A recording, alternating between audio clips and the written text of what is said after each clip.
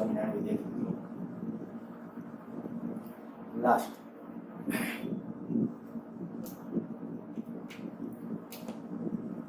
Chapter 5 main exercise ની વાત કરતા હતા. એડિશનલ એક્સરસાઇઝ બાકી હતી. એડિશનલ એક્સરસાઇઝ ના પ્રશ્નો લેતા જઈએ. તમારી પાસે પીડીએફ અવેલેબલ છે. શક્ય હોય તો તે પીડીએફ હું અત્યારે પીડીએફ માંથી જ કરાવું છું. સમજૂતી છે કદાચ બોર્ડ ઉપર વધારે સારી રહેશે એટલા માટે બ્લેકબોર્ડ ઉપર ગણીએ છીએ. ચાલો 16મો દાખલો. જુદા જુદા પ્રશ્નોના જવાબ આપવાના છે. એમાં પહેલું કીધું છે જ્યારે પેરામેગ્નેટિક પદાર્થને ઠંડો પાડવામાં આવે ત્યારે શા માટે તેનું મેગ્નેટાઇઝેશન વધુ મેગ્નેટાઇઝેશન દર્શાવે છે. જો પેરામેગ્નેટિક મટીરીયલ છે આપણને ખબર છે કે પેરામેગ્નેટિક મટીરીયલ ની અંદર શું હોય તો પેરામેગ્નેટિક મટીરીયલના બધા પરમાણુ પાસે મેગ્નેટિક મોમેન્ટ હોય.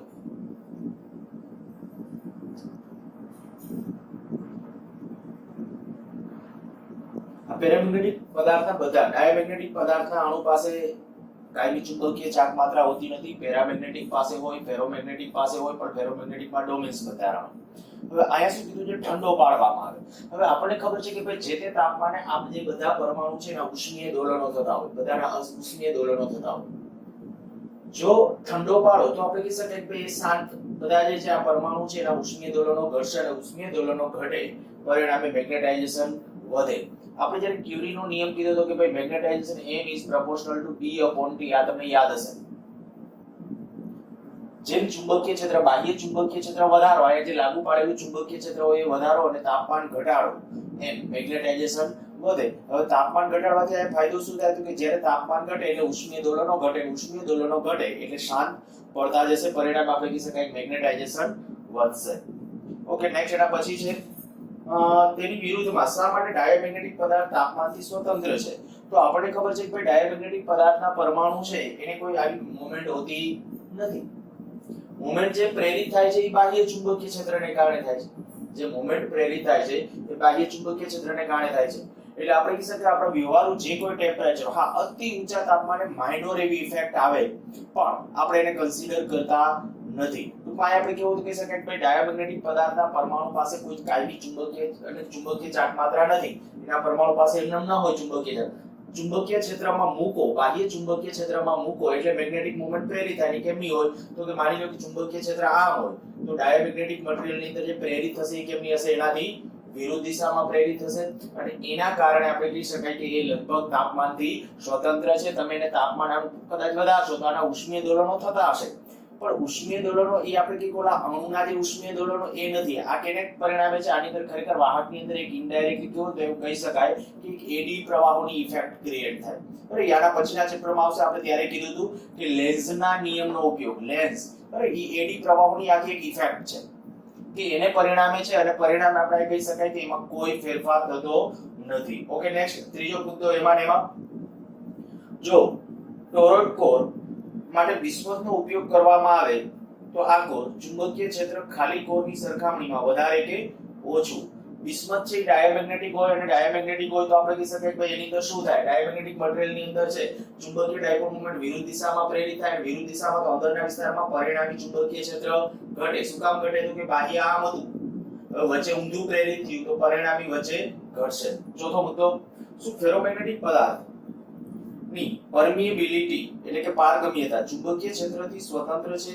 જો ના તો ઓછા કે વધારે કયા ક્ષેત્ર માટે તે વધુ હોય છે. ફેરોમેગ્નેટિક મટીરીયલ કીધી છે અને એની ચુંબકીય સસેપ્ટિબિલિટી પારગમ્યતા મ્યુ ચુંબકીય ક્ષેત્ર ઉપર આધારિત છે કે કેમ. તમને યાદ છે સમજો આ મુદ્દો એક સમજવા જેવો છે. P બરાબર P0 પ્લસ Bm આ સૂત્ર યાદ આવી ગયું હશે. કેવું છે માની લો કે આપણે કહીએ કે ભાઈ આપણા આ એક સળિયો એના ઉપર આ મેગ્નેટાઇઝિંગ વાઇન્ડિંગ કર્યું છે. આમાંથી જ્યારે આપણે પ્રવાહ પસાર કરીએ ત્યારે પ્રવાહ પસાર કરવાને પરિણામે જે ચુંબકીય ક્ષેત્ર અંદર ક્રિએટ થશે એ કયું હશે તો આ આપણે આ કંઈક અંદર આ સળિયાનું મેગ્નેટાઇઝેશન હતું બરાબર. આ અંદર સળિયાનું મેગ્નેટ આને બધાને આપણે μ0 વડે ભાગ્યા હતા. આ μ0 વડે હવે યાદ કરો કે આ જે છે આને બદલે આપણે લખ્યું હતું m મેગ્નેટાઇઝેશન સળિયાનું મેગ્નેટ આ કયું તો કે સોલેનોઇડ નું અથવા સોલેનોઇડ માંથી જે પ્રવાહ વહે છે એને પરિણામે એનું જે મેગ્નેટાઇઝેશન છે એની વાત છે IM અને આ જે છે પરિણામી કે બેનો જે ટોટલ જે મળશે પરિણામી A છે B. હવે હિસ્ટેરિસિસ કર્વ માટે હું તમને એક બહુ સિમ્પલી અને સાદું અહીંયા તમે આના બરાબર H લખો છો બરાબર આના બરાબર આપણે શું લખીએ છીએ H આ B0 એટલે કયું ચુંબકીય ક્ષેત્ર હતું ઓકે આમ લખું ચાલો B0 μ0 તો આના ઉપરથી આપણે કહી શકાય કે ભાઈ μ0 બરાબર શું B0/H. પણ દાખલા તરીકે આપણે કોઈ માધ્યમ કોઈ હોય તો શું પરિસ્થિતિ હોય આપણે અત્યારે માધ્યમ સાથે લેવા દેવા નથી ખાલી હું તમને આયા ઇનડાયરેક્ટલી આવું કહું કે જે B વિરુદ્ધ H નો આલેખ આપણે ડ્રો કરીએ આના માટે હું B વિરુદ્ધ H નો આલેખ ડ્રો કરું તો હિસ્ટેરિસિસ કરવા મળે તમને ખ્યાલ છે અને કદાચ એ આલેખ કંઈક આપણો આવી રીતે આમ કંઈક હતો બરાબર પછી અહીં સેચ્યુરેશન મેગ્નેટાઇઝેશન આવે પછી અહીં આમ કે આવા કે આમ સાયકલ આવી રીતે આમ હતી કંઈક આ હિસ્ટેરિસિસ સાયકલ કંઈક આપણી આ રીતે આમ હતી. હવે હું તમને આટલું કહું કે જુઓ જોઈએ આ જે સમીકરણ છે B વિરુદ્ધ H નો આલેખ તમે લ્યો B વિરુદ્ધ H નો આલેખ તો એ શું આવે પરમિટિવિટી B વિરુદ્ધ H નો આલેખ બરાબર પછી એ આયા અત્યારે કઈ કોર ભાગ વચ્ચે કાઈ નથી હવે આ પરિણામી થશે આ બેની પરિણામી કયું તો કે જ્યારે અંદર કોર છે પ્લસ તો તે આ B/μ થઈ જશે ખરેખર અને અત્યારે તમારે આપણે એક આ પરિણામ આમી પ્રૂવ કર્યું છે આ તમને ખ્યાલ છે B બરાબર μh બરાબર લાસ્ટ સમીકરણ હતું B બરાબર μh હું સીધું જ આ સમીકરણ લખું μ બરાબર B/h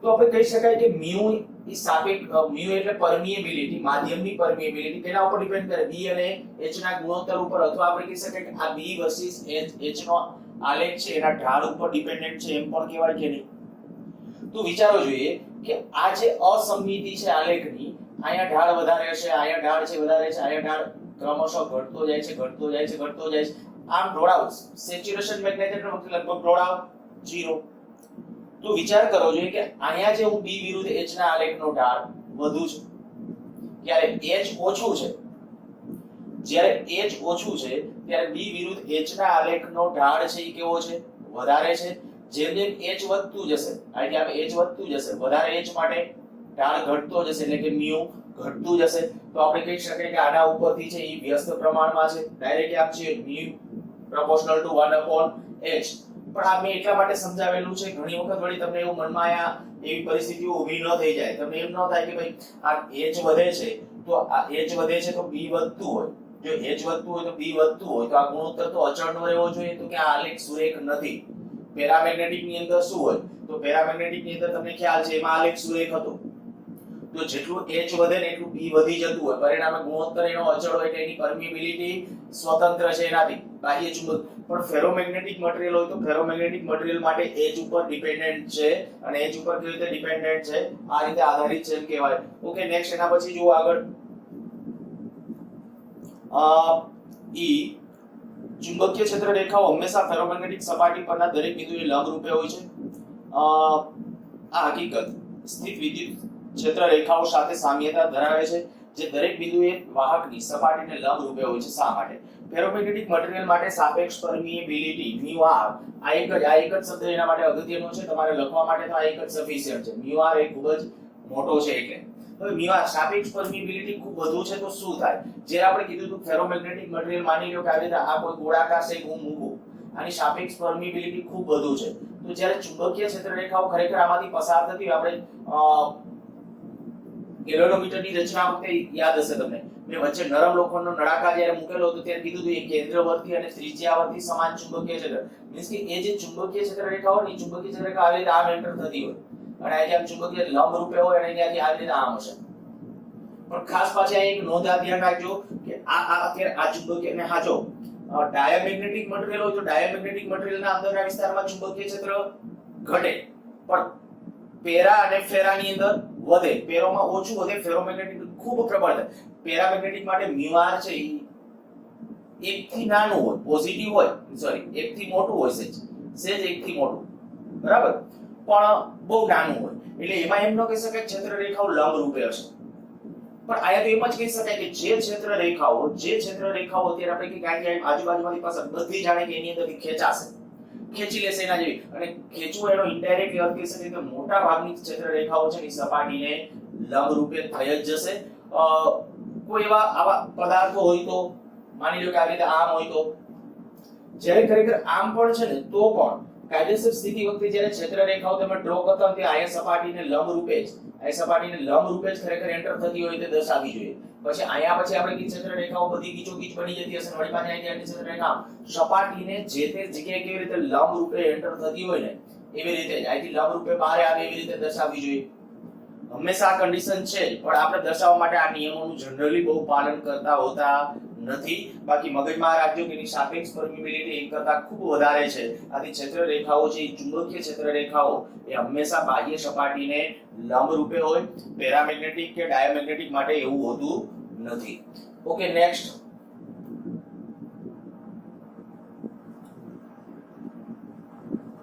શું ફેરોમેગ્નેટિક પદાર્થ નું મહત્તમ મેગ્નેટાઇઝેશન પેરામેગ્નેટિક પદાર્થના મહત્તમ શક્ય મેગ્નેટાઇઝેશન નું મૂલ્ય ફેરોમેગ્નેટિક પદાર્થના મહત્તમ શક્ય મેગ્નેટાઇઝેશન છે ના ક્રમનું હોય છે? તો કે હા.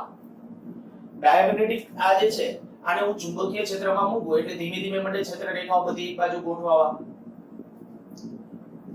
એવડો જ માની લ્યો કે આપણે કહી શકાય કે આ જેવું પરિમાણ છે એવું જ પરિમાણ છે ફેરોમેગ્નેટિક નું છે. આમાં જેટલા પેરામેગ્નેટિક ના પરમાણુ છે એટલે આમાં ફેરોમેગ્નેટિક ના છે, ભલે ડોમેન બંધારણ હોય. આમાં ડોમેન્સ બંધારણ છે. આમાં આ પરમાણુ આ બાજુ હોય તો આ બાજુ કદાચ આમ પેલા, પણ જેવું ચુંબકીય ક્ષેત્રમાં મૂકો એટલે શું થશે? ચુંબકીય ક્ષેત્રમાં મૂકો એટલે તરત જ એના ઉપર ટોર્ક લાગશે, અને ટોર્ક લાગવાને પરિણામે આપણે કહી શકાય કે પરમાણુ આ બાજુ ગોઠવાઈ જશે. તો શું આયા એમ કહી શકું કે આ બે એક જ છે? મીન્સ કે ફેરોમેગ્નેટિક નો જ્યાં ઉપયોગ કાયમી ચુંબકો બનાવવા માટે ઉપયોગ કરો તો પેરામેગ્નેટિક નો કરી શકાય ના. એટલા માટે કે આ ફેરોમેગ્નેટિક મટીરીયલ જો બેનું પરિમાણ સરખું છે તો સંપૂર્ણ મેગ્નેટાઇઝેશન વખતે મેગ્નેટાઇઝેશન તીવ્રતા સરખી સંપૂર્ણ, પણ એનું સંપૂર્ણ મેગ્નેટાઇઝેશન લઈ આવવા માટે મારે આનું સંપૂર્ણ મેગ્નેટાઇઝેશન કરવું એટલે બધા પરમાણુ આ બાજુ ગોઠવી દેવા. એના માટે આ બાહ્ય ચુંબકીય ક્ષેત્ર લાગુ પાડવું ને ખૂબ મોટા ક્રમનું લાગુ પાડવું પડે, ખૂબ મોટું ચુંબકીય ક્ષેત્ર લાગુ પાડવું પડે. કદાચ મારે એમ કહેવું તો કહી શકાય પ્રેક્ટિકલી એ પોસિબલ પણ નથી કે ભાઈ આનું સંપૂર્ણ મેગ્નેટાઇઝેશન થાય. કંઈક ને કંઈક ઉષ્મીય દોલનને કારણે. પણ અને આમાં શું હોય તો કે આમાં તો ડોમેન્સ બધા ઓલરેડી કેટલાક પરમાણુ તો સપોર્ટિવ છે જ. હવે જેવું તમે બાહ્ય ચુંબકીય ક્ષેત્ર લાગુ પાડો, થોડુંક ચુંબકીય ક્ષેત્ર લાગુ પાડો ને ત્યાં માટે ફટાફટ બધા પરમાણુઓ ગોઠવાવા. એટલે આનું મેગ્નેટાઇઝેશન કરવું સહેલું છે ફેરોમેગ્નેટિક સંપૂર્ણ મેગ્નેટાઇઝેશન. જ્યારે આનું સંપૂર્ણ મેગ્નેટાઇઝેશન કરવું એ કપરું છે. પણ જો થઈ જાય તો બેના મેગ્નેટાઇઝેશન વખતે તીવ્રતા કેવી હોય? સરખી જ હોય. ઓકે, નેક્સ્ટ આગળ વધીએ. 17મો દાખલો કે આ પૂછી નાખું છું. આમાં સમજૂતી માટે જેટલું જરૂરી એટલું તમે તમારી રીતે પીડીએફ માં એડ કરી નાખજો. નીચે આપેલ પ્રશ્નનો જવાબ આપો. એમાં પહેલું કીધું છે મેગ્નેટાઇઝેશન વક્રમાં અપ્રતિવર્તીપણું ડોમેન ચિત્રના આધારે સમજાવો. હવે આપણને ખબર છે કે જ્યારે ફેરોમેગ્નેટિક મટીરીયલ હોય તો ફેરોમેગ્નેટિક મટીરીયલની અંદર જ્યારે અપ્રતિવર્તીપણું એના ડોમેન ચિત્ર એટલે કે આપણા માટે આ જે ફેરોમેગ્નેટિક ની આ જે સાયકલ હતી, બરાબર, હિસ્ટેરિસિસ કર્વ જેને આપણે નામ આપતા હતા B વિરુદ્ધ H નો આલેખ. તો અહીંયા તમે એ કહી શકો છો કે જ્યારે મટીરીયલ હોય ત્યારે જુદા જુદા મટીરીયલ માટે આ જે સાયકલ અહીંથી જ્યારે આપણે કહી શકાય કે ભાઈ પેલા H વધારતા જશો એટલે B વધતું જશે સેચ્યુરેશન મેગ્નેટાઇઝેશન ઘટાડતા જશો. તો હવે આ એક ચુંબકીય ક્ષેત્ર સંપૂર્ણ શૂન્ય ને રિટેન્ટિવિટી નામ આપ્યું હતું, અથવા રિટેન્શન પણ બોલાય, રિટેન્ટિવિટી અથવા રિટેન્શન. તો અહીંયા આપણે કહી શકાય કે ભાઈ અપ્રતિવર્તીપણું. આપણે ખબર છે પ્રતિવર્તી કેમિસ્ટ્રીમાં તમે ભણી ગયા છો, પ્રતિવર્તી પ્રક્રિયા અપ્રતિવર્તી પ્રક્રિયા. તો આ જો મૂળ માર્ગે પાછી ફરે, પાછી ફરતી હોય તો પ્રતિવર્તી કહેવાય, મૂળ માર્ગે નથી. આ જે માર્ગે આવી કે જે H વધારતા ગયા B વધ્યું, હવે H ઘટાડતા જાવ તો E માર્ગે પાછા આવતા નથી. એટલે પરિણામે આપણે કહી શકીએ આયા કંઈક અપ્રતિવર્તીપણું છે. એ વર્ણનાત્મક છે અને એમાં લખ્યું છે, આપણે પીડીએફ માં એ પ્રમાણે વર્ણન કરી નાખજો. નેક્સ્ટ, નરમ લોખંડના ટુકડાના હિસ્ટેરિસિસ લૂપનું ક્ષેત્રફળ તેટલા જ કાર્બન સ્ટીલના ટુકડા કરતા ઘણું નાનું હોય છે. જો આ પદાર્થના મેગ્નેટાઇઝેશન ચક્રમાંથી વારે ઘડીએ પસાર કરવામાં આવે તો કયો ટુકડો વધુ ઉષ્મા ઊર્જાનો વ્યય કરશે? મેં ઓલરેડી થિયરી લેક્ચર વખતે તમને કહી દીધું છે કે જો હિસ્ટેરેસિસ સાયકલ પહોળી હોય તો શું થશે? આ હિસ્ટેરેસિસ સાયકલ વડે ઘેરાતું ક્ષેત્રફળ આપણને શું આપે? એકમ કદ દીઠ વ્યય પામતી ઊર્જા. આજે આપણે કહી શકાય કે આમ સાયકલ ચાલુ થઈ ત્યાં કે આ એક સાયકલ ચાલુ પૂરી આયા કરી, પછી આપણે કે કન્ટિન્યુ વળી પાછા અહીંથી આપણે બીજી સતત મેગ્નેટાઇઝેશન ડીમેગ્નેટાઇઝેશન, એક તબક્કામાં બે વાર મેગ્નેટાઇઝેશન, બે વાર ડીમેગ્નેટાઇઝેશન, અહીંયા આમ સુધી મેગ્નેટાઇઝેશન, પાછું અહીંયા સુધી ડીમેગ્નેટાઇઝેશન, મેગ્નેટાઇઝેશન, ડીમેગ્નેટાઇઝેશન, પાછું મેગ્નેટાઇઝેશન, કન્ટિન્યુ આવે બે વખત મેગ્નેટાઇઝેશન, બે વખત ડીમેગ્નેટાઇઝેશન. તો આપણે કહી શકાય કે જેની હિસ્ટેરેસિસ સાયકલ પહોળી હશે એટલે વ્યય પામતી ઊર્જા વધારે. તો વ્યય પામતી ઊર્જા આપણે કહી શકાય કે ભાઈ ત્યાં જેની હિસ્ટેરેસિસ સાયકલ પહોળી આપેલી છે એમાં જેમ અહીંયા જો તમે પુનરાવર્તન કરશો તો વ્યય પામતી ઊર્જાનું મૂલ્ય વધારે હશે. નેક્સ્ટ એના પછી હિસ્ટેરેસિસ લૂપ દર્શાવતું ફેરોમેગ્નેટિક જેવું તંત્ર મેમરી સંગ્રહ કરવાનું સાધન છે. આ વિધાનનો અર્થ સમજાવો. આપણને ખબર છે કે ભાઈ આ ફેરોમેગ્નેટિક મટીરીયલ હોય તો એની રિટેન્ટિવિટી અથવા રિટેન્શન, હાર્ડ ફેરોમેગ્નેટિક હશે તો એનું રિટેન્ટિવિટી અથવા રિટેન્શન છે એ મોટું છે. એનો અર્થ શું થાય? આપણે જ્યારે થિયરી લેક્ચર સમજતા હતા ત્યારે મેં તમને આવું કીધું હતું કે ઇતિહાસ નહીં પણ ફોલો કરવું, કંઈક આગળનું જે છે ને એને ફોલો કરવું કે આગળ શું હતી એની કન્ડિશન, એની પહેલા એનું મેગ્નેટાઇઝેશન હતું તો એ રીતે, નથી તો એ રીતે મેગ્નેટાઇઝેશન કરશે. અહીંયા જ્યારે આપણે કહીએ કે આ જે કંઈક એચ વધારતા ગયા મેગ્નેટાઇઝેશન થયું, એચ ઘટાડીને 0 કરી નાખ્યું, બી ચુંબકીય ક્ષેત્ર શૂન્ય થતું નથી. ચુંબકીય ક્ષેત્ર સંપૂર્ણ 0 થતું નથી, સંગ્રહ કરી રાખે છે. એટલે કે મેમરીને સંગ્રહ. અને અત્યારે આપણી જેટલી આપણે કહીએ કે ડ્રાઈવ જે ગણીએ છે એમાં મેગ્નેટિક ફિલ્ડના સ્વરૂપમાં ડેટા સ્ટોરેજ હોય. તમને કદાચ ખ્યાલ હશે કે એટીએમ કાર્ડ હોય, ડેબિટ કાર્ડ હોય, તો એમાં એક મેગ્નેટિક સ્ટ્રીપ હોય પાછળના ભાગમાં, બરાબર? એમાં આપણી સંપૂર્ણ ડિટેલ છે એ બારકોડના સ્વરૂપમાં સ્કેન કરેલી હોય. પણ એ મેગ્નેટિક સ્ટ્રીપ છે કારણ કે એ માહિતી સંગ્રહ કરવાનું સાધન છે. આ ફેરોમેગ્નેટિક મટીરીયલની છે એના ઉપર સ્ટ્રીપ લગાડી દો તો શું થાય? તો કે પોતાના મેગ્નેટિક ફોર્મની અંદર તમે એની અંદર આપેલા ડેટા છે ને એનો ડિજિટલ ફોર્મની અંદર છે સારી રીતે એ સંગ્રહ કરી શકે. આપણી ડીવીડી પ્લેયર કે ડીવીડી કે ગણીએ તો એની અંદર પણ મેગ્નેટિક ફિલ્ડની અંદર જ એનો ડેટા સ્ટોર છે. ઓકે, એટલે એના જવાબમાં જો આપણે લખ્યું છે ફેરોમેગ્નેટિક પદાર્થની પરમિએબિલિટી અને રિટેન્ટિવિટી વધુ છે, આથી બાહ્ય ચુંબકીય ક્ષેત્ર દૂર કરતા ફેરોમેગ્નેટિક પદાર્થ પોતાનું ચુંબકત્વ નાશ પામતું નથી, સંપૂર્ણ નાશ નથી પામતું. આથી કહી શકાય કે એ કંઈક મેમરી જેવું કામ કરે છે. ત્યાર પછીનો પ્રશ્ન છે પાછો આપણે હમણાં કીધું એ છે કેસેટ પ્લેયર ની મેગ્નેટિક ટેપના કોટિંગ માટે આધુનિક કમ્પ્યુટરની મેમરી સંગ્રહ માટે કયા પ્રકારના ફેરોમેગ્નેટિક પદાર્થ? તો જે કઈ કે ખાસ કરીને સિરામિક, તેના barium, iron oxide, MnFe2O4, Fe2O4, આવા કેટલાક નામ છે આપણે ત્યાં લખેલા છે. એમાંનું એકાદ બે નામ યાદ રાખજો, આયર્ન ઓક્સાઇડ અને બેરિયમ, બરાબર? આ પ્રચલિત છે એ યાદ રાખજો. નેક્સ્ટ એના પછી અવકાશમાં અમુક વિસ્તાર મને મેગ્નેટિક ક્ષેત્રથી અલગ કરવો છે, કોઈ પદ્ધતિ બતાવો. પ્રશ્ન એવો કીધો છે અમુક વિસ્તારને મેગ્નેટિક ક્ષેત્રથી અલગ કરવો છે, ત્યાં મેગ્નેટિક ક્ષેત્ર ન હોવું જોઈએ, ચુંબકીય ક્ષેત્ર ન હોવું જોઈએ, અલગ કરવો છે. શું કરશો? તો કે એક રસ્તો તો છે આપણા પાસે, ડાયામેગ્નેટિક મટીરીયલ. જો એ સુપર કન્ડક્ટિવિટી અવસ્થામાં લઈ જાવ ને તો ત્યાં કાઈ એમ, આપણે જ્યારે થિયરી લેક્ચર ભણતા હતા કાઈ એમ બરાબર m/h, અને સુપર કંડક્ટર માટે આ કાઈ એમ નું મૂલ્ય -1 એટલે m/h, તો આ કહી શકાય m બરાબર -h. તો જો સુપર કંડક્ટરને તમે એમ કહો કે ભાઈ ચુંબકીય ક્ષેત્રમાં મૂકો ને તો અંદરથી એક પણ ક્ષેત્રરેખા અંદરથી પસાર ન થાય, બધી ક્ષેત્રરેખાઓ બહારથી નીકળી જતી હશે. પણ એ સુપર કંડક્ટર હોય તો કે ભાઈ સુપર કંડક્ટર વડે શિલ્ડિંગ કરી નાખો તો અંદરના વિસ્તારમાં ચુંબક, પણ એ કપરું છે કારણ કે સુપર કંડક્ટર બનાવવાના એ ખૂબ અઘરું છે. તો બીજો એક રસ્તો કે ભાઈ નરમ લોખંડની રિંગ. જો નરમ લોખંડની રિંગ માની લો કે આપણે આ રિંગ, બરાબર, એકદમ સાંકડી આવી નરમ લોખંડની તમે રીંગો બનાવી નાખો. હવે શું કરો કે માની લો કે આ ચુંબકીય ક્ષેત્ર ચુંબકીય ક્ષેત્ર માને મૂકેલો હોય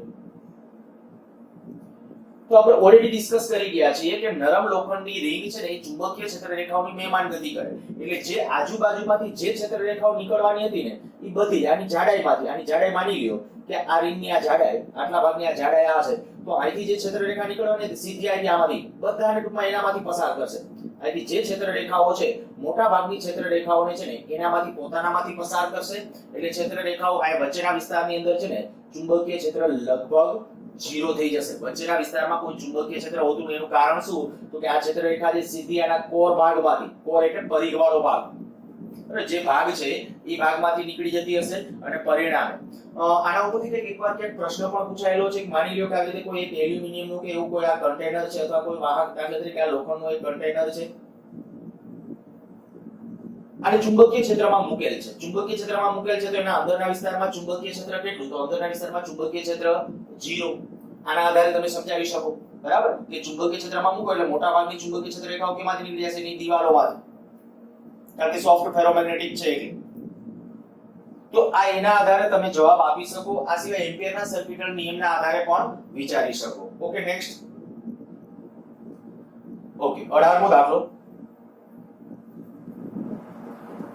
એક લાંબો સીધો તાર પશ્ચિમ દક્ષિણ તરફ 10 અંશથી પૂર્વ ઉત્તર તરફ 10 અંશની દિશામાં 2.5 એમ્પિયર વિદ્યુત પ્રવાહનું વહન કરે છે.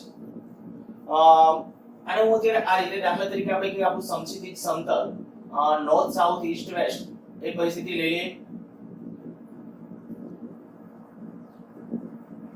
આ ઉત્તર, દક્ષિણ, પૂર્વ, પશ્ચિમ. હવે શું કીધું છે? એક લાંબો સીધો તાર પશ્ચિમથી દક્ષિણ તરફ 10 અંશથી, પશ્ચિમથી દક્ષિણ તરફ 10 અંશથી પૂર્વથી ઉત્તર તરફ 10 અંશ આવી રીતે આમ પ્રવાહ પસાર કરે છે. આમાંથી પ્રવાહ આવી રીતે આમ પસાર, આ તાર છે, બરાબર. લાંબો સીધો તાર એટલે અતિ લાંબો અથવા અનંત લંબાઈનો, અને આ એંગલ છે એ કેટલો છે? 10 અંશ. 2.5 એમ્પિયર વિદ્યુત પ્રવાહનું વહન કરે છે. આ સ્થળે મેગ્નેટિક મેરિડિયન ભૌગોલિક મેરિડિયન થી 10 અંશ પશ્ચિમ તરફ છે. ભૌગોલિક મેરિડિયન આમ આવશે, આ ભૌગોલિક ઉત્તર દક્ષિણ છે.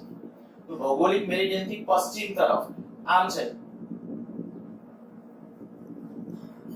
આ મેગ્નેટિક મેરિડિયન.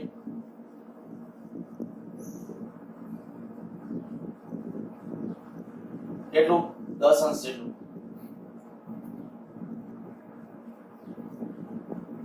આ સ્થળે પૃથ્વીનું ચુંબકીય ક્ષેત્ર 0.33 ગોસ છે અને ડીપ કોણ 0 છે. એનો અર્થ કે ચુંબકીય હોય રિયલમાં આમ તમને ઉત્તર દક્ષિણ વિચારતા હો તો આ રીતે આમ વિચારજો. ઉત્તર આ તરફ છે, ઉત્તર, દક્ષિણ, પૂર્વ, પશ્ચિમ. હવે આપણું મેગ્નેટિક મેરિડિયન કેમ છે? તો ભૌગોલિક ઉત્તર તરફ આમ નહીં, એનાથી આમ 10 અંશ આ રીતે આમ છે. ભૌગોલિક ઉત્તર દક્ષિણ આ તરફ છે. આપણો તાર કઈ કામ છે? હવે એવું કીધું છે કે આપણે જ્યારે એ જગ્યાએ ડીપ ચુંબકીય ક્ષેત્ર અને ડીપ કોણ 0 છે. ઓકે, ડીપ કોણ 0 એટલે એનો અર્થ શું થયો? ચુંબકીય ક્ષેત્ર તમે રાખશો તો ચુંબકીય ક્ષેત્ર મેગ્નેટિક મેરિડિયનમાં આમનો રહેશે, આમ કે આમ નમેલી નહીં રહે, સમક્ષિતિજ સાથે એક્ઝેક્ટલી આમનામ જ રહેશે. અચ્છા, આગળ વધી. નવા તટસ્થ બિંદુ દર્શાવતી રેખાઓનું સ્થાન શોધો. અચ્છા, તટસ્થ બિંદુઓ ક્યાં મળશે? પ્રશ્ન એકદમ સિમ્પલ છે. ખાલી આકૃતિ વ્યવસ્થિત રીતે ઇમેજ કરજો, અથવા આકૃતિ તમે પણ જ્યારે ડ્રો કરો, આકૃતિ ડ્રો કરી નાખજો સમજવા માટે. કદાચ પીડીએફ માં આકૃતિ નથી આવી, બરાબર, તો આકૃતિ ડ્રો કરી નાખજો. શું વિચારશો કે જ્યારે આપણો આ કેબલ છે, બરાબર, આપણે 3D અત્યારે આયામ વિચારો છો, આ નોર્થ સાઉથ ઈસ્ટ વેસ્ટ તાર આવી રીતે આમ છે, આ તાર છે, આ તાર, તારમાં પ્રવાહ, અને જે ખરેખર મેગ્નેટિક મેરિડિયન છે ને એ આમ છે. મેગ્નેટિક મેરિડિયન આમ છે એટલે આપણું ચુંબક, પૃથ્વીનું ચુંબકીય ક્ષેત્ર કેમનું હશે? આ રીતે આમ હશે. પણ આયા આમ દર્શાવે, આયા આવી રીતે આમ થાય છે, પણ રિયલમાં એ સમક્ષિતિજ સમતલમાં છે. આપણે આયા જે દેખાય છે આવી રીતે આ આપણું મેગ્નેટિક મેરિડિયન, અને આ જે આપણે કીધું જે આપણું તાર જે છે તે, બરાબર. હવે જો આને હું આમ લઈ લઉં છું, રિયલમાં પણ આયા ફીલ કરવા માટે તમે આયા ઉપયોગ કરો તો કોઈ વાંધો નથી, પણ આ કાયદેસર રીતે આમ સમજો આ રીતે કે આ રીતે આ કન્ડિશન છે, તો પૃથ્વીનું ચુંબકીય ક્ષેત્ર આમ હશે. હવે જો હું આ તારમાંથી પ્રવાહ આમ પસાર કરું, તારમાંથી આ બાજુ પ્રવાહ પસાર થતો હોય તો જમણા હાથના અંગૂઠાના નિયમ મુજબ વિચારો, કઈ જગ્યાએ ચુંબકીય ક્ષેત્ર 0 થશે? કઈ જગ્યાએ પૃથ્વીનું ચુંબકીય ક્ષેત્ર કેમનું છે? આમ. જો હવે ફરજિયાત 3D માં તમારી ઇમેજ, આયા ચુંબકીય ક્ષેત્ર કેમનું છે? આમ. આ બધી જગ્યાએ ચુંબકીય ક્ષેત્ર આમ જ છે. પૃથ્વીનું ચુંબકીય ક્ષેત્ર આ બાજુએ છે, આમ ક્રોસમાં. કેટલું? ભૌગોલિક ઉત્તર દક્ષિણ સાથે 10 અંશના કોણે આ બાજુ છે. ચુંબકીય ક્ષેત્ર આ તરફ છે. પૃથ્વી આ તારને પરિણામે જ્યાં ચુંબકીય ક્ષેત્ર આમ મળે ત્યાં તટસ્થ બિંદુ હોય. તારને પરિણામે ચુંબકીય ક્ષેત્ર આમ થવું જોઈએ. તો વિચારો આ તારને હું જમણા હાથની મુઠ્ઠીમાં પકડું તો ઉપર બિંદુ એવું આવશે, ઉપર બિંદુ કે જ્યાં ચુંબકીય, જો આ તારને આપણે જમણા હાથની મુઠ્ઠીમાં પકડો છો તો બરાબર થશે આવું કે ત્યારે એ કન્ડિશન વખતે આપણે આંગળીઓ આમ વીંટળાશે, આ રીતે આમ વીંટળાશે. જો આ મારે અત્યારે આમ ડ્રો કરવું હોય તો આપણે કહી શકાય આ રીતે આમ થશે, અને આ ઉપરનું જે બિંદુ આવશે ત્યાં ચુંબકીય ક્ષેત્ર, આ તાર વડે ઉત્પન્ન થતું જે ચુંબકીય ક્ષેત્ર આવશે તે, અને આ પૃથ્વીનું જે ક્ષૈતિજ જે આવશે તે pH, એ બે સરખા થશે. બરાબર. આ તારને પરિણામે જે છે એ હું BC નામ આપ્યું છે, વાયરને પરિણામે VW કહો. ચાલો એ બે કેવું આવશે? પરસ્પર વિરુદ્ધ. પણ આકૃતિ ખાસ સમજો કેવી રીતે છે તો કે અત્યારે આ સમતલ વિચારો ને તો પૃથ્વીનું ચુંબકીય ક્ષેત્ર આમ છે, આ તારને પરિણામે ચુંબકીય ક્ષેત્ર કેમનું હશે? આ રીતે આમ. તો આનું ઉપરનું બિંદુ, તો આ તારની આ બાજુ ઉપર આવેલું બિંદુ ક્યાંક એવું હશે કે ત્યાં ચુંબકીય ક્ષેત્ર આમ હશે તારને પરિણામે, અને ઓલું પૃથ્વીનું તો આમ હતું. બે કેવા થશે? પરસ્પર વિરુદ્ધ દિશામાં, અને પરિણામે ત્યાં તટસ્થ બિંદુ મળે. જો અહીંયા તટસ્થ બિંદુ અહીંથી દાખલા તરીકે r જેટલા અંતરે હોય, અહીંથી r જેટલા અંતરે, તો તારને પરિણામે આ જેટલા અંતરે મળતું ચુંબકીય ક્ષેત્ર બરાબર પૃથ્વીનું ચુંબકીય ક્ષેત્ર. બસ હવે દાખલામાં કંઈ નથી. હું એમ કહું કે BW બરાબર pH, પૃથ્વીની ક્ષૈતિજ તીવ્રતા. હવે આ આપી છે તો તારને પરિણામે r અંતરે ચુંબકીય ક્ષેત્ર કેટલું? અતિ લાંબો તાર હોય તો અતિ લાંબા તારને પરિણામે ચુંબકીય ક્ષેત્ર શોધવાનું સૂત્ર શું? μ0I/2πr અથવા 2πd જે લખવું હોય તો 2πr pH. હવે આ બધા ડેટા આપ્યા છે, દાખલો આગળ જાતે તમે પૂરો કરજો, પણ આકૃતિ છે એ ડ્રો કરજો. નેક્સ્ટ દાખલામાં આગળ વધીએ.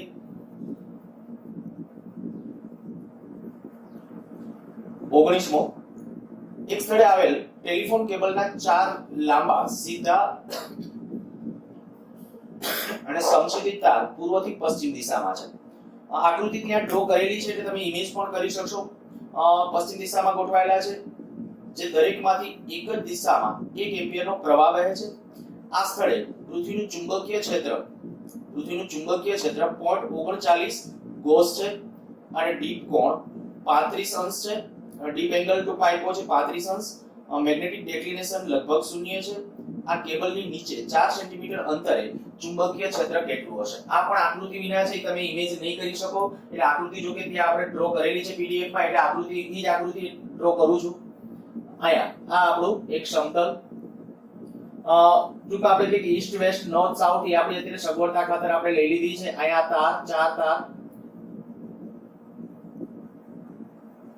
આ ઈસ્ટ, આ વેસ્ટ. ચુંબકીય ક્ષેત્ર જે છે પૃથ્વીની ક્ષૈતિજ તીવ્રતા એ આપણે ખબર છે કેમની હોવાની? સાઉથ થી નોર્થ તરફ. અચ્છા, આ સાઉથ, આ નોર્થ. જે તે જગ્યાએ આપણે જ્યારે આપણે કહીએ કે ચુંબકીય ક્ષેત્ર, આ દાખલા તરીકે સમતલ આમ છે બરાબર, એની ઉપર અહીંયા કોઈ બિંદુએ આપણે વિચારીએ ઉપરનું બિંદુ છે, સમતલની ઉપરનું, અને આ સમતલની નીચેનું બિંદુ. તારમાં પ્રવાહ કેવી રીતે છે? તારમાં હવે અત્યારે હું કહું કે દાખલા તરીકે આ સમતલ છે તો તાર જે 4 તાર છે એનો પ્રવાહ આ રીતે આમ છે બરાબર. 4 તારની અંદર, અને તાર જો એક્ઝેક્ટ રકમમાં વાંચો તેમાં લખ્યું છે 4 લાંબા સીધા સમછેદી તાર પૂર્વથી પશ્ચિમ દિશામાં ગોઠવેલા છે. આ પૂર્વ પશ્ચિમ, પૂર્વ પશ્ચિમ, આ નોર્થ સાઉથ થશે, નોર્થ સાઉથ ઈસ્ટ વેસ્ટ આવું થશે. પણ આપણે અત્યારે આપણી સરળતા ખાતર આકૃતિને મેં અત્યારે આ રીતે આ સમતલમાં ડ્રો કરેલી છે, સમજાય એ રીતે ડ્રો કરેલી છે. ઓકે, પૃથ્વીની ક્ષૈતિજ તીવ્રતાનું મૂલ્ય આપ્યું છે 0.39 ગોસ, અને ડીપ એંગલ 35 અંશ. મેગ્નેટિક ડિક્લિનેશન લગભગ 0 છે, ડિક્લિનેશન નથી. આ કેબલની નીચે 4 સેન્ટીમીટર અંતરે પરિણામી ચુંબકીય ક્ષેત્રનું મૂલ્ય કેટલું હશે? આ કેબલની નીચે અહીંયા ક્યાંક 4 સેન્ટીમીટર અંતરે ચુંબકીય ક્ષેત્ર કેમનું હશે? પૃથ્વીનું ચુંબકીય ક્ષેત્ર કઈ દિશામાં હોય? તો કે પૃથ્વીનું ચુંબકીય ક્ષેત્ર જે હશે ને એ કંઈક સાઉથ થી નોર્થ તરફ હોય, પણ ઈ બાજુ એનો સમક્ષિતિજ ઘટક હોય, આ બાજુ એનો સમક્ષિતિજ ઘટક હશે. હવે એ જગ્યાએ ડિક્લિનેશન એંગલ ઓફ ડીપ આપ્યો છે, ઈ એંગલ ઓફ ડીપ કેટલો છે? 35 અંશ. એંગલ ઓફ ડીપ 35 અંશ આપ્યો છે. તો આનો અર્થ એવો થાય કે ખરેખર પૃથ્વીનું જે ક્ષૈતિજ ચુંબકીય ક્ષેત્ર આમ છે બરાબર. પૃથ્વીનું ચુંબકીય ક્ષેત્ર આપણું આ તરફ આમ છે બધી જગ્યાએ. અહીંયા કયો તો ભલે અહીંયા કયો, આ ક્ષૈતિજ ચુંબકીય ક્ષેત્ર, ક્ષૈતિજ તીવ્રતા BH. એની અંદર આપણે આ એક ટેબલ ઉપર માની લ્યો કે આ બધી વસ્તુઓ ગોઠવેલી હતી, તાર ને બધું ગોઠવેલું છે એવું ઇમેજિનેશન કરો. આનો જે વર્ટિકલ ઘટક આવશે, ચુંબકીય ક્ષેત્ર આમ છે એમ નહીં, આ એનો સમક્ષિતિજ ઘટક આમ છે. એનો વર્ટિકલ ઘટક, દાખલા તરીકે ચુંબકીય ક્ષેત્રનો વર્ટિકલ ઘટક BV આ તરફ છે, અહીંયા BV આ તરફ આવશે. એ તો ઘટક એટલે પરિણામી ચુંબકીય ક્ષેત્ર આમ થયું, એટલે એંગલ ઓફ ડીપ કયો થાય એ તમે સમજી શકો. સમક્ષિતિજ સાથે જે નમેલો એને એંગલ ઓફ ડીપ કહેવાય. આ એંગલ ઓફ ડીપ આ 35 આપ્યો છે. હવે તમને આ કીધું છે કે આ તારમાંથી જ્યારે આપણે પ્રવાહ પસાર કરો અહીંયા, તો આની આંગળીઓ કેમની વીંટળાશે? અહીંયા જે આ તાર આમ છે આ બાજુ, તમને એ ખ્યાલ છે, તાર ચારે ચાર આ બાજુ છે. તો હું તારને આમ પકડું ત્યારે અહીંયા નીચે ચુંબકીય ક્ષેત્ર કેમનું હશે? આ બાજુ. અહીંયા નીચે ચુંબકીય ક્ષેત્ર આ તરફ હશે. આ કયું જે તારને પરિણામે છે તે એને BW કહું છું. તો તમારે શું કરવું જોઈએ? જો આ નીચેના બિંદુએ પરિણામી ચુંબકીય ક્ષેત્ર શોધવું હોય ને, કેટલા સેમી અંતરે? તો અહીંયા અંતર આપ્યું હતું, તારની નીચે કેટલા સેન્ટીમીટર હતું? 4 સેન્ટીમીટર. 4 સેન્ટીમીટર, હા 4 સેન્ટીમીટર અંતરે. તો પહેલું શું કરવાનું કે BW મેળવી કાઢો કે ભાઈ વાયરને પરિણામે જે 4 સેમી અંતરે, તો આ 4 તાર છે એટલે 4 ગુણ્યા એક તારને પરિણામે કેટલું? μ0I/2πr. આ પ્રમાણે પેલા ચુંબકીય ક્ષેત્ર તમને મળી જશે. હવે BW મળી ગયું.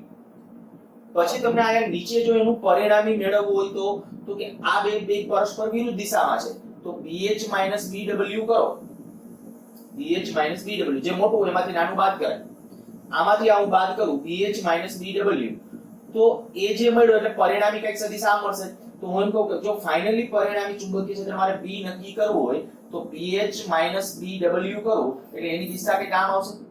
જો આ મોટું હશે તો બરાબર, BH મોટું હશે, આપણે માની લીધું BH મોટું છે તો BH BW આપણે મૂલ્ય શોધવું છે એટલે કઈ ફેર નહીં પડે, ચાલશે. પણ આપણે અત્યારે મેં આવું ધાર્યું છે કે BH મોટું છે તો આ BH BW આમ આવશે.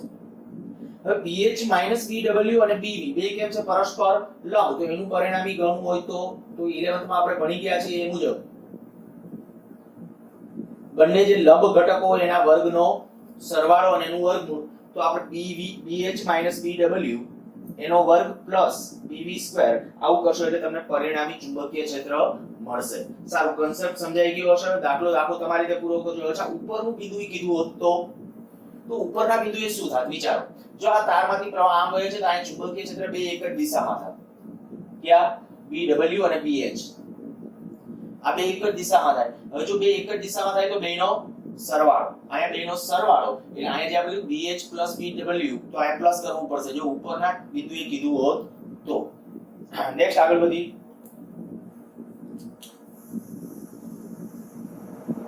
વીસમો દાખલો. સમક્ષિતિજ સમતલમાં મુક્ત રીતે ભ્રમણ કરી શકે તેવી ચુંબકીય સોયના કંપાસને 30 આટા અને 12 સેન્ટીમીટર ત્રિજ્યા ધરાવતા વર્તુળાકાર ગૂંચળાની મધ્યમાં મૂકેલ છે. આ ગૂંચળું શિરોલંબ સમતલમાં મેગ્નેટિક મેરિડિયન સાથે 45 અંશનો કોણ બનાવતી દિશામાં રાખેલ છે. જ્યારે ગૂંચળામાંથી કોણ 35 એમ્પિયરનો પ્રવાહ વહેતો હોય ત્યારે આ સોય પશ્ચિમથી પૂર્વ તરફ રહે છે. દાખલો આમ ડાયરેક્ટલી આપ્યો હોય તો સમજવો મુશ્કેલ છે, રકમ સમજવી મુશ્કેલ છે, કેલ્ક્યુલેશન બહુ સહેલું છે. ખાલી સમજજો. જો પહેલા શું કીધું છે? સમક્ષિતિજ સમતલમાં મુક્ત રીતે ભ્રમણ કરી શકે તેવી ચુંબકીય સોયના કંપાસને, એક કંપાસ એટલે ચુંબકીય સોયને સમક્ષિતિજ સમતલમાં મૂકી છે. સમક્ષિતિજ સમતલમાં પણ કેની વચ્ચે? તો કે ગૂંચળાની વચ્ચે. જ્યારે ગૂંચળા જનરલી હું તમને એમ કહું કે અત્યારે દાખલા તરીકે માની લ્યો કે આમ નોર્થ સાઉથ ઈસ્ટ વેસ્ટ, આ નોર્થ હોય, આ સાઉથ હોય, આ ઈસ્ટ અને આ વેસ્ટ. મેં ચુંબકીય સોયને મૂકો તો એ કેમની ગોઠવાશે? ગૂંચળાની વચ્ચે મૂકી છે ને એને પરિણામે શું થાય છે? એ આમ ગોઠવાય છે, પશ્ચિમથી પૂર્વ તરફ રહે છે, આ બાજુ ગોઠવાય છે. એનો અર્થ કેવો? ગૂંચળામાંથી કંઈક પ્રવાહ પસાર થાય છે એને કારણે ઇફેક્ટ જોવા મળે છે. તો એ ગૂંચળું કેવી રીતે? હવે એ આકૃતિ પણ ત્યાં આપણે PDF માં ડ્રો કરેલી છે, જોજો સમજજો બરાબર. માની લ્યો કે અત્યારે આ કહીએ કે આપણું આ નોર્થ સાઉથ ઈસ્ટ વેસ્ટ આપણે જે લૂપ મૂકેલી છે એ લૂપ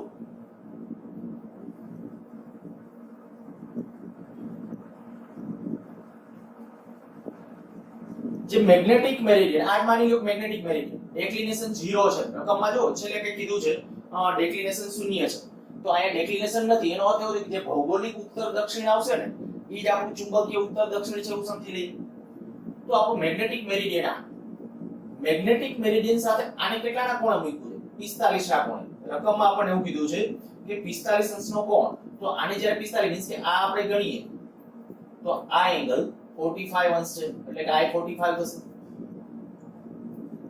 હવે વિચાર કરો કે રિયલમાં જો હું આ ગુચડા આના કેન્દ્ર પાસે આપણે ઓલી સોય મૂકી દીધી, આપણે જો હું આ અત્યારે વાત કરું છું, માની લો કે ખરેખર કોઈ ચુંબકીય સોયને મૂકી દઈએ તો એનો નોર્થ આ બાજુ ગોઠવાય છે, સાઉથ આ બાજુ, અને આ રીતે આમ ચુંબકીય સોય હોય. પણ હવે આમાંથી જ્યારે આની વચ્ચે મૂકી છે અને આમાંથી પ્રવાહ પસાર કરો, આમાંથી લૂપમાંથી પ્રવાહ પસાર કરો, માની લ્યો જો લૂપમાંથી પ્રવાહ પસાર થાય ને તો ત્યારે એમ કહે છે કે સોય આમ ગોઠવાઈ જાય છે. હવે ક્યારે એમ નહીં ગોઠવાય? તો કે દેખીતી વાત છે કે આ જે એક પૃથ્વીનું ચુંબકીય ક્ષેત્ર આમ હશે, પૃથ્વીનું ચુંબકીય ક્ષેત્ર આ બાજુ હશે, એ BH. પણ આમાંથી જે તમે પ્રવાહ પસાર કરો એને પરિણામે ચુંબકીય ક્ષેત્ર એવી રીતે આમ હોવું જોઈએ કે જેથી એનું બેનું પરિણામી તમને કંઈક આ બાજુ મળે, તો ચુંબકીય સોય આમ ગોઠવાશે. હું ફરીથી બોલું છું, જો પહેલી વસ્તુ તમે આ તો જાણો છો કે જ્યારે લૂપ હોય, ગુચડું હોય, બરાબર, લૂપમાંથી માની લો કે હું આમ પ્રવાહ પસાર કરું, આ લૂપ હોય, આ લૂપ અત્યારે આપણો આવી રીતે આમ છે, બરાબર, આ રીતે આમ છે, 45 અંશના કોણે આ સમતલમાં છે. જો લૂપમાંથી આ રીતે હું આમ પ્રવાહ પસાર કરતો હોઈશ ને તો આપણે કહી શકાય જમણા હાથના નિયમ પ્રમાણે ચુંબકીય ક્ષેત્ર આમ આવશે અને આમ જ આવવું જોઈએ. તમે ત્યારે પ્રવાહ આમ લઈએ તો કે આમ આવે. જો એ ચુંબકીય ક્ષેત્ર આમ આવે ને તો આપણી સોય છે અહીંયા ક્યાંક વચ્ચે રહેવી જોઈએ, એ બેની વચ્ચે. પણ એને કીધું છે કે આ લૂપમાંથી પ્રવાહ પસાર કરવો છે, એટલે આપણે માની લઈએ લૂપમાંથી જ્યારે પ્રવાહ પસાર કર્યો આપણે ત્યારે પ્રવાહ કેવી રીતે પસાર કર્યો છે? આવી રીતે આમ લૂપ છે એમાંથી પ્રવાહ કે આ રીતે આમ આ બાજુ આમ જુઓ ત્યારે આમ પસાર થતો હશે, એ રીતે પ્રવાહ. તો એનું ચુંબકીય ક્ષેત્ર આ બાજુ હશે. તો આ કહીએ કે આ લૂપમાંથી રિંગને પરિણામે જે છે એટલે હું BR કહું, અથવા ગમે નામ આપી દો. આમાં નામ આપણે આપ્યું છે એ નામ આપી દઈએ. ચાલો BC કીધું છે, BC રાખો. આ કયું છે? તો કે આ રિંગમાંથી જે પ્રવાહ પસાર થાય છે એને પરિણામે ચુંબકીય ક્ષેત્ર આ થયું. હવે આ ઓલરેડી એંગલ આપ્યો છે 45. હવે આ એની સાથે 90 ના કોણ આવે તો એનો અર્થ કે આ એંગલ 45 થાય. તો BC નો આ બાજુનો ઘટક અથવા આ 45 છે એટલે cos ક્યુબ sin ક્યુબ કોઈ ફેર ન પડે. BC cos 45 રાખો. આ બાજુનો થશે BC sin 45. ઇનડાયરેક્ટલી અર્થ હવે આવો થઈ ગયો કે જો ચુંબકીય સોય જ્યારે આપણે કે આ લૂપ નહોતું અને મૂકેલી હતી અથવા લૂપમાં પ્રવાહ ન વહેતો હોય ત્યારે આમ હતી, જેવો આમાંથી પ્રવાહ પસાર કર્યો એટલે લૂપ આમ ગોઠવાણી 100% આમ, તો એનો અર્થ કે આ બેનું પરિણામી ચુંબકીય ક્ષેત્ર છે ને આ થઈ જાય છે. એનો અર્થ એવો થઈ ગયો ઇનડાયરેક્ટલી કે આ ઘટક અને આ ઘટક એકબીજાની અસર નાબૂદ. આ BH એ કેના જેટલું હોવું જોઈએ? BH બરાબર BC cos 45 આ sin 45 કોઈ ફેર નથી, કારણ કે cos sin 45 ની વેલ્યુ એ સરખી હોય. ઓકે, ચાલો આ જે BH નું મૂલ્ય એ કેના જેટલું હોવું જોઈએ? આના જેટલું, કારણ કે એ બે એકબીજાની અસર નાબૂદ કરી નાખે એટલે હવે ખાલી રહેશે અસર આમ અને સોયનું કોણાવર્તન આ તરફ થઈ જશે. બરાબર, સમજાઈ ગયું હશે. અને આપણે ત્યાં ગણવાનું શું હતું? તો કે ચુંબકીય ક્ષેત્ર. ઓકે, પેલું સમક્ષિતિજ ઘટક. તો આના ઉપરથી તમને સમક્ષિતિજ ઘટકનું મૂલ્ય હવે મળી જશે. પછી આગળ બીજો પોઈન્ટ, ગુચડામાં વહેતો પ્રવાહ ઉલટાવવામાં આવે અને આ ગુચડાને શિરોલંબ અક્ષની સાપેક્ષ ઉપરથી જોતા વિષમ ગળી દિશામાં 90 અંશના કોણે ભ્રમણ કરાવવામાં આવે. 90 અંશના કોણે આપણે પાછું ભ્રમણ આપી દઈએ તો ચુંબકીય સોયની દિશા જણાવો. તો ચુંબકીય સોયની દિશા, ઓકે, હું આવું કરું છું. આને એક તો 90 અંશના કોણે મેં એમાં અલગથી બીજી આકૃતિ ડ્રો કરેલી છે, બરાબર, PDF ની અંદર. અત્યારે આપણે હું બીજી આકૃતિ ડ્રો નથી કરતો. આ જે લૂપ છે એ આ હવે લૂપ આમ કરી નાખ્યું. 90 અંશના કોણે આપણે ભ્રમણ આપી દીધું લૂપને અને પ્રવાહની દિશા ઉલટાવી નાખી. જે પ્રવાહ પહેલા કેમનો હતો? તો કે પ્રવાહ પહેલા અહીંથી આવી રીતે આમ હતો, હવે પ્રવાહ ઉલટાવી નાખ્યો આમ. જો આમાંથી પ્રવાહ આમ વહેતો હોય હવે આ રીતે આમ, તો એનું ચુંબકીય ક્ષેત્ર આમ હશે. તો કે આનાથી કન્ડિશનમાં કોઈ ફેર ન પડે. કેમ ફેર ન પડે? તો કે જે ચુંબકીય ક્ષેત્ર પહેલા આમ હતું ને એ હવે આમ આવી ગયું. આમ આવી ગયું એટલે હવે પરિણામી કેમનું વધશે? આ બાજુ વધશે. પરિણામી ચુંબકીય ક્ષેત્ર આ બાજુ વધશે અને જો પરિણામી ચુંબકીય ક્ષેત્ર આ બાજુ વધે તો એનો અર્થ કે આ જે સોય આ બાજુ વધી ગઈ, સોય આ બાજુ વધી જશે. બરાબર, બાકી વર્ણન બધું સંપૂર્ણ એમાં લખેલું છે, તમારી રીતે લખજો. નેક્સ્ટ 21મો ક્વેશ્ચન સિમ્પલ છે અને સરળ છે, લગભગ બધાથી થાય એવા પ્રકારનો ક્વેશ્ચન છે. એક મેગ્નેટિક ડાયપોલ બે ચુંબકીય ક્ષેત્રની અસર હેઠળ હેઠળ રહેલો છે. આ ક્ષેત્રોની રેખાઓ વચ્ચેનો કોણ 60 અંશ છે અને તેમાંથી એક ક્ષેત્રનું મૂલ્ય આપ્યું છે. આ ડાયપોલ ક્ષેત્ર સાથે 15 અંશનો કોણ બનાવતી હોય તો સ્થિર સંતુલનમાં આવે તો બીજા ક્ષેત્રનું મૂલ્ય કેટલું હશે? આકૃતિ ખાલી સમજો એટલે લગભગ કામ પૂરું. એક ચુંબકીય ક્ષેત્ર માની લો કે આ બાજુ છે, બીજું ચુંબકીય ક્ષેત્ર આમ છે 60 અંશના કોણે, આ 60 અંશના કોણે, બીજું ચુંબકીય ક્ષેત્ર B2, આ B1, અને એક ચુંબકીય ડાયપોલ એટલે આપણી ભાષામાં કહીએ તો ગજિયો ચુંબક અથવા ચુંબકીય સોય. એ કેવી રીતે ગોઠવાય છે તો કે અહીંયા જ્યારે તમે રાખો ને ત્યારે આમ ગોઠવાય છે.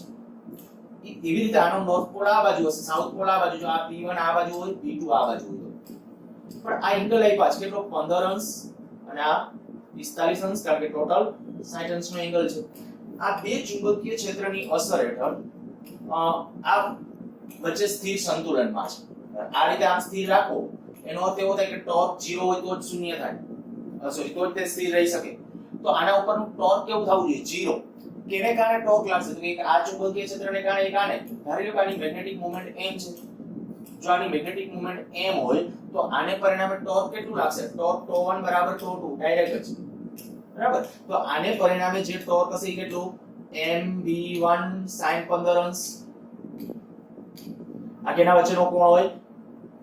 sin થીટા એટલે 15 અંશ. શું કામ? તો કે m અને b વચ્ચે આની મેગ્નેટિક મોમેન્ટ આમ હશે, b1 આમ છે, બે વચ્ચેનો ખૂણો બરાબર mv2 sin 45 અંશ.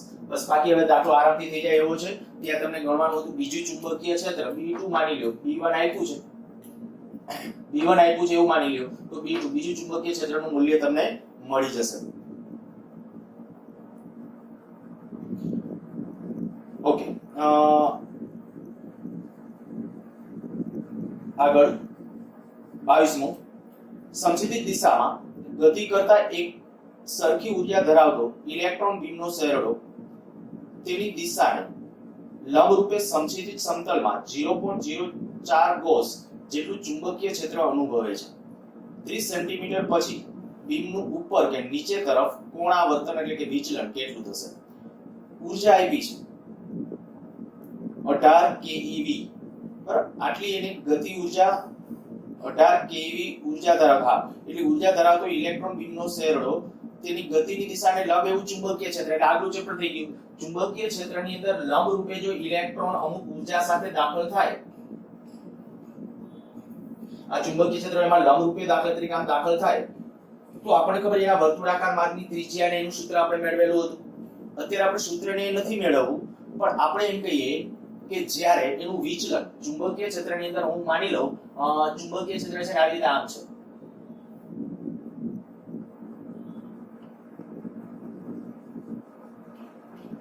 આ એક ચોક્કસ એટલે આ વિચ છે ચુંબકીય ક્ષેત્ર જેટલા વિસ્તારમાં છે b જેટલું. આથી જ્યારે ઇલેક્ટ્રોન દાખલા તરીકે અંદર એન્ટર થયો તો ઇલેક્ટ્રોન જ્યારે અંદર એન્ટર થશે ત્યારે એના ઉપર બળ કેમનું લાગશે? જો ઇલેક્ટ્રોન આપણે કે કાંઈથી આમ એન્ટર થશે, ચુંબકીય ક્ષેત્ર કેમનું? અંદર તરફની દિશામાં ઇલેક્ટ્રોન આમ એન્ટર થાય તો બળ જમણા હાથના પંજાના નિયમ પ્રમાણે ધન વિદ્યુતભાર હોય તો ઉપર, ઋણ વિદ્યુતભાર હોય તો નીચે તરફ. એનો અર્થ એવો થાય કે હું આ ઇલેક્ટ્રોનને અહીંથી આમ ગતિ કરતો લઉં, ઇલેક્ટ્રોન અહીંથી આમ એન્ટર થાય છે, જેવો અહીંથી આમ એન્ટર થાય એટલે આમ ગતિ કરવાને બદલે કંઈક આમ જશે તો આ જે છે ને એ વિચલન y તમારે ગણવાનું છે. તો કે બહુ સરળ વસ્તુ થઈ ગઈ. આ આપણે જ્યારે પહેલા ચેપ્ટરની અંદર આવા પ્રકારે ઓલો જ્યારે વિદ્યુત ભારિત કણ છે એ અંદર એન્ટર થાય વિદ્યુત ક્ષેત્રમાં તો એનું કેટલું વિચલન થશે ગણ્યો. તો સેમ ઈ જ રીતે ખાલી આ પ્રવેગ કેને કારણે હશે તો કે પ્રવેગ જે હશે ને એ ચુંબકીય ક્ષેત્રને કારણે હશે. તો ચુંબકીય ક્ષેત્રને પરિણામે પ્રવેગ કેટલો? તો કે a બરાબર ચુંબકીય ક્ષેત્રને કારણે બળ છેદમાં દર. ચુંબકીય બળ કેટલું? તો કે ચુંબકીય ક્ષેત્રમાં લંબ રૂપે દાખલ થાય તો qvb આ evb અપોન આ પ્રવેગ આવ્યો. તો હવે જો તમારે કહે કે વિચલન એટલે આ દિશામાં આવી આ અંતર ગણવું છે, q આ દિશાનું અંતર અને પ્રવેગ આ દિશામાં છે, કારણ કે બળ કેમનું લાગે? ચુંબકીય ક્ષેત્રમાં બળ આમ લાગશે. ફરી ચુંબકીય ક્ષેત્ર આમ છે, વિદ્યુત ભારિત કણ આમ એન્ટર થાય, ધન આમ એન્ટર થાય, બળ આમ લાગે, પણ ઋણ એન્ટર થાય એટલે બળ આમ લાગશે.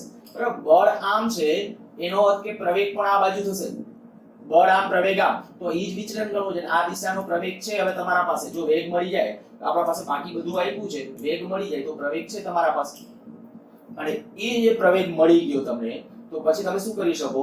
y બરાબર v0 આ બાજુનો વેગ કેટલો ઇનિશિયલ 0 v0t + ½ at² અચળ પ્રવેગી ગતિનું સમીકરણ પણ એમાં આ તો 0 છે તો y બરાબર 1/2 at² t એટલે સમય તો આ ક્યાંય પસાર થવા માટે કેટલો સમય લાગશે તો 1/2 આ a એને બદલે લખી નાખો evv m અને t એટલે અંતર ભાગ્યા વેગ d/v એનો સ્ક્વેર બસ હવે ખાલી એટલું કરવાનું રહ્યું કે વેગ એક મૂલ્ય મેળવવાનું છે જો વેગનું મૂલ્ય મેળવવાનું ગતિ ઊર્જા k આપેલી હોય તો k બરાબર શું થાય 1/2 mv² તો v બરાબર આટલું થઈ જશે √2k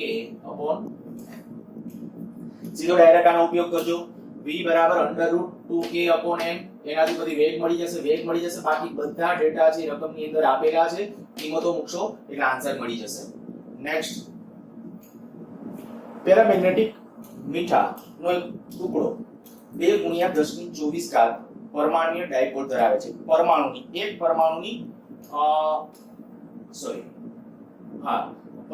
ડાયપોલ એટલે પરમાણુ સંખ્યા આપી છે ડાયપોલોની સંખ્યા એને હું n કહું તો n બરાબર કેટલું છે 2 × 10⁻24 આટલી પરમાણુય ડાયપોલ છે જે દરેકની ડાયપોલ મોમેન્ટ પાછી આપી છે 1.5 દરેકની dipole moment individual dipole moment m બરાબર 1.5 × 10⁻23 જૂલ પ્રતિ ટેસ્લા આ મેગ્નેટિક મોમેન્ટનો એક બીજો એકમ છે જૂલ પ્રતિ ટેસ્લા ગુજકેટમાં પૂછાયેલો પણ છે એટલે યાદ રાખજો જૂલ પ્રતિ ટેસ્લા કેનો એકમ છે તો મેગ્નેટિક મોમેન્ટ આ ટુકડાને 0.64 ટેસ્લાના નિયમિત ચુંબકીય ક્ષેત્રમાં મૂકેલ છે ચુંબકીય ક્ષેત્રમાં આ ટુકડાને પહેલા મૂક્યો છે પછી એમ કહે છે કે તેને 4.2 કેલ્વિન સુધી ઠંડો પાડવામાં આવે તો 15% જેટલું મેગ્નેટાઇઝેશન થાય છે 2.8 કેલ્વિન અને 0.9 ટેસ્લાના ચુંબકીય ક્ષેત્રમાં આ ટુકડાની કુલ મેગ્નેટિક મોમેન્ટ કેટલી હશે સરસ ક્વેશ્ચન છે પહેલા તો આપણે કહીએ કે જ્યારે આ માની લો કે પેરામેગ્નેટિક મટીરીયલ છે બરાબર એની અંદર આ એક પરમાણુ આ બીજો પરમાણુ ત્રીજો પરમાણુ આવા પરમાણુ ટોટલ કેટલા પરમાણુ આપ્યા છે તો આ n પરમાણુ આપેલા છે બધાની મોમેન્ટ આટલી છે જો બધા એક્ઝેક્ટલી આમ ગોઠવાય છે તો એને સંપૂર્ણ મેગ્નેટાઇઝેશન કહેવાય સંપૂર્ણ મેગ્નેટાઇઝેશન વખતે સંપૂર્ણ મેગ્નેટાઇઝેશન તીવ્રતા m જો હું સંપૂર્ણ મેગ્નેટાઇઝેશન m કહું તો m is proportional to શું લખાય b/t બરાબર અત્યારે અમારે સંપૂર્ણ આ એક કન્ડિશન એની પહેલા એમ લખી નાખું સંપૂર્ણ મેગ્નેટાઇઝેશન કેટલું થશે m બરાબર ટોટલ મેગ્નેટિક મોમેન્ટ સંપૂર્ણ એટલે આપણું સ્ટેટમેન્ટ આવે સંપૂર્ણ મેગ્નેટાઇઝેશન વખતે મેગ્નેટાઇઝેશન તીવ્રતા મેગ્નેટિક મોમેન્ટ m ટોટલ કેટલી હશે તો 1 ની જે છે ગુણ્યા n આ તમને ટોટલ મેગ્નેટિક મોમેન્ટ મળશે કઈક આંકડો આવી જશે જે હશે હવે હા આમ તો થઈ જશે સીધો 1.5 ગુણ્યા 2 એટલે 3 ગુણ્યા 10 ની એટલે 30 મેગ્નેટિક મોમેન્ટ છે એટલે મેગ્નેટિક મોમેન્ટ નો એકમ શું થશે એમ્પિયર પ્રતિ મીટર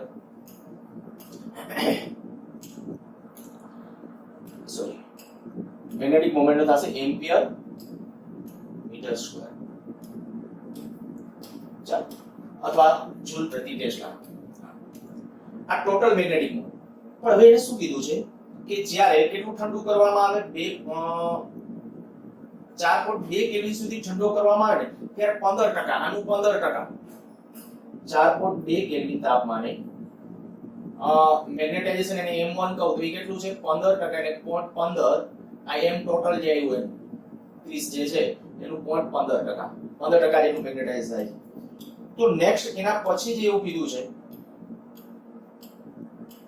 પહેલું ચુંબકીય ક્ષેત્ર આપ્યું હતું હવે પછી નવું ચુંબકીય ક્ષેત્ર આપ્યું છે અને તાપમાન પણ આપેલું છે તો ત્યારે મોમેન્ટ કેટલી હશે તો કે જો આપણે જે હમણાં કહીએ કે મેગ્નેટિક મોમેન્ટ m અને મેગ્નેટાઇઝેશન તીવ્રતા m બે વચ્ચેનો સંબંધ જોઈતો હોય તો આપણે આ ખબર છે m બરાબર m/v m બરાબર કેપિટલ M બરાબર સ્મોલ m/v એકમ કદ દીઠ ડાયપોલ મોમેન્ટ એટલે એને કહેવાય મેગ્નેટાઇઝેશન તીવ્રતા તો આ મેગ્નેટાઇઝેશન તીવ્રતા કદ આયા વોલ્યુમ કાઈ નથી બદલાતું, આખો જે પેરામેગ્નેટિક મટીરીયલ છે એનો ટુકડો છે એ કાઈ નાના મોટો નથી થવાનો, કદ નથી બદલાતું. તો આમ લખી શકાય capital M is proportional to small m. તો હું આમ લખું m1 upon m2 બરાબર સ્મોલ m1 upon m2. વળી યાદ કરો આપણે જે કહીએ કે ભાઈ મેગ્નેટાઇઝેશન તીવ્રતા m is proportional to શું આવે b upon t, ક્યુરીનો નિયમ. બરાબર, આ કયો છે ક્યુરીનો નિયમ. તો ક્યુરીના નિયમ પ્રમાણે b upon t આના બરાબર.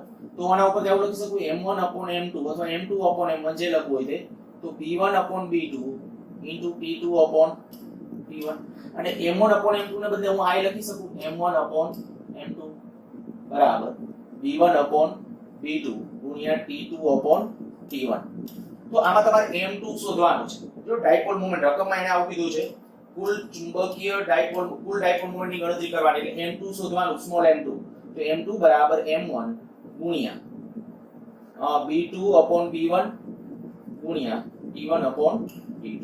બસ બધી કિંમતો આપી છે, સાદુરૂપ આપજો એટલે આન્સર મળી જશે. અને એમાં છે ને પીડીએફ ની અંદર છે અહીંયા આ છેલ્લે કેપિટલ M સ્મોલ m વાળું જે પદ છે ને અહીંયા small m capital small m વડે રિપ્લેસ કરી નાખજો, કારણ કે રકમમાં પૂછ્યું છે એટલે આન્સર કદાચ મેગ્નેટાઇઝેશન નો મેળવવાનો હોય તો એ કેપિટલ M જ આવે. બરાબર, મેગ્નેટાઇઝ પણ એને રકમમાં આવું કીધું છે કે ચુંબકીય ડાયપોલ મોમેન્ટ કેટલી થશે, તો ચુંબકીય ડાયપોલ મોમેન્ટ માટે તમારે સ્મોલ m કેપિટલ M કરવું પડે.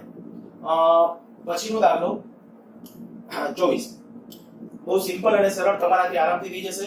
15 સેન્ટીમીટર જેટલી સરેરાશ ત્રિજ્યાની રોલ એન્ડ અથવા રાઉન્ડ એન્ડ રિંગ માં 800 જેટલી સાપેક્ષ પરમિબિલિટી ધરાવતા કોર પર તારના 3500 આટા વીંટાળવામાં આવેલા છે. તો 1.2 એમ્પિયર જેટલા મેગ્નેટાઇઝિંગ વિદ્યુત પ્રવાહ માટે કોરમાં ચુંબકીય ક્ષેત્ર B કેટલું હશે?